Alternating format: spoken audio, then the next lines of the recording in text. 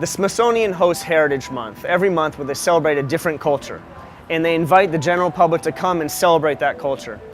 So as people come into this museum, I have a production team of young people that I've trained to interview them.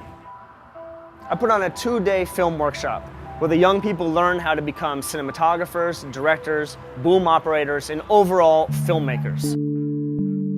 When we interview, we really want to be her telling us a story. We want to be in with her.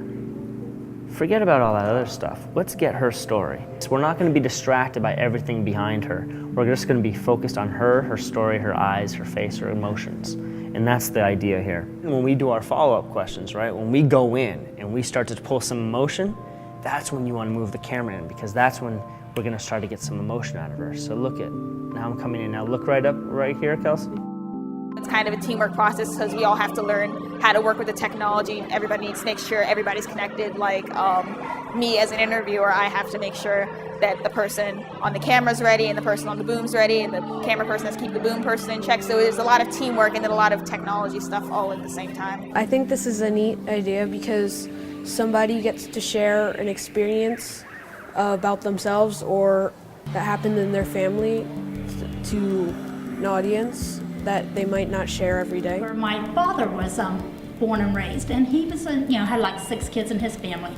And once again, the family structure was very strong. Now, his father was worked in the coal mines, along with everybody else in that area, and these people were The goal of this program is to empower kids so they can do real work in the context of any Smithsonian event. There's a group of people outside making books about people that they love or people that they think are courageous or stories from their lives.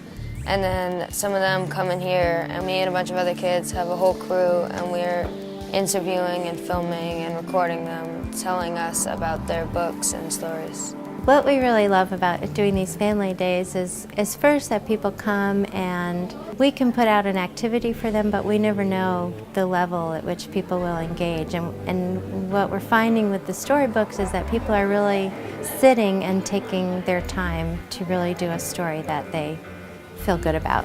Take your paper and roll it up like this, like a tube. Like a tube, roll it, like you said. The idea is sharing family stories, and I think that's a really neat way for children or families to learn about stories and things that have happened in the past in history. And I think one of the best ways to share it with our family in a really casual but very interactive way is to make the stories into little books and then hand them out where the children can participate. They can make the pictures or they can ask the questions. And that kind of thing starts a dialogue. And we all have stories, we've seen things in our lives which our children haven't. And instead of them reading it in a book, I think it's better if the book is made by you. One of the things we like to do with our heritage programming, it's actually our mission to broaden our audience. And what I find is as we do these heritage programs, the more we get people involved behind the scenes, we actually have a better program.